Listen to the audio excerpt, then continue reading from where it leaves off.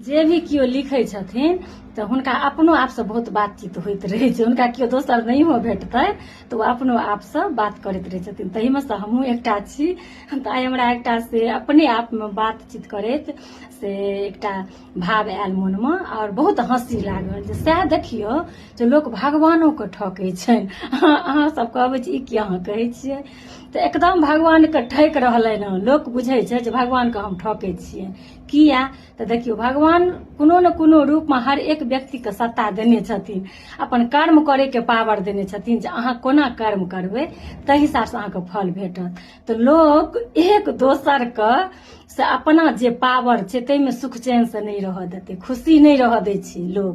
लेकिन भगवानके कहै छनि ओतऽ घंटी डोला कऽ एना एना माला खटर खटर कऽ कऽ या झूठो फूसो ओतऽ जाकऽ जे फल्लाँ हमरा एना केलक ओना केलक, भगवान हम तऽ नहि ककरो किछु केलियै, हमरा अहाँ मोक्षे दऽ देब, हमरा अहाँ गति दऽ देब, अहाँ हमरा मानैत रहब।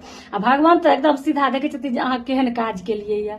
चलू मानि कऽ महिला चाहे पुरुष, महिलेके मानि कऽ चलू जे एकटा सबसँ पैघ साउसके सत्ता भेटै छै, जे सत्ताके नाम पर कही तऽ साउसके सत्ताके भेटलाके बाद कतेक परसेंट महिला से अपना पुतोहुके बेटी जेना डेब कऽ रखै छथिन। बेटी जेना पर तऽ हम नहि आबै छी, बेटीके अलग छै, ओहि लेल हम एकटा अलगसँ बनायब जे मतलब जे उलाउ चुलाउ नहि करै छै, नीकसँ रखै छथिन कि हमर ई कर्तव्य छी जे ओकरा जे कमी छै तकरा सुधारैके, कि अहाँ श्रेष्ठ छियै, अहाँ जे रस्ते गुजरल छियै तऽ ओकरा नीक करैके नहि, उल्टले से की भऽ रहल छै से देखि रहल छै अहाँ सब। ओहिपर हमर बहुत बात रहैया।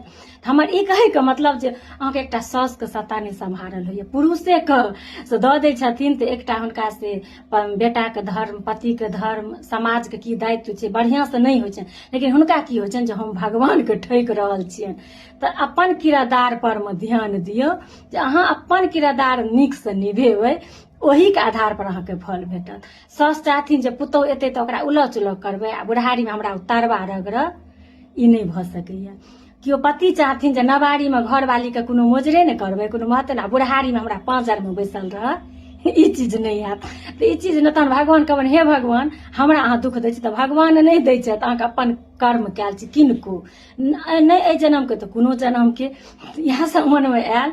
तऽ ताहि दुआरे भगवानके ठकैके प्रयास नहि करियौ, जे नहि, जे जतऽ छी अपन अब जे सत्ता भेटैया, हम मुख्यमंत्रिये बनबै तऽ ई कऽ देबै, आ हम गृह मंत्रिये बनबै तऽ ई कऽ देबै, एते विकास कऽ देबै, कहलासँ नहि होइ छै। जे घरोमे मुख्यमंत्रीके पद छै आ घरोमे गृह मंत्रीके पद छै, तऽ घरक अहाँ मुख्यमंत्री आ गृह मंत्री केहना निभाबै छी एहि पर आउ। अहाँके 10 गो टाका जे भगवती देने छथि ओहिमे अहाँ 1 रुपैयाके ककरा पैंच दै छियै, उधार दै छियै, मदद करै छियै, ओहि पर आउ। आ ई रहिता तऽ ई कऽ देती, तऽ ई सब भेलै भगवानके ठकनाइ। ताहि दुआरे कहलहुँ जे तऽ भगवानके नहि ठकियौन, कियाकि भगवान परम ब्रह्म छथिन आओर ओ एक नजरसँ पूरा सृष्टिके गतिविधि देखै छथिन। तऽ चलू फेर कोनो एहन वीडियो लऽ कऽ हम आबै छी, ताबत तक लेल सबगोटाके जय सिया राम, जय मिथिला धाम।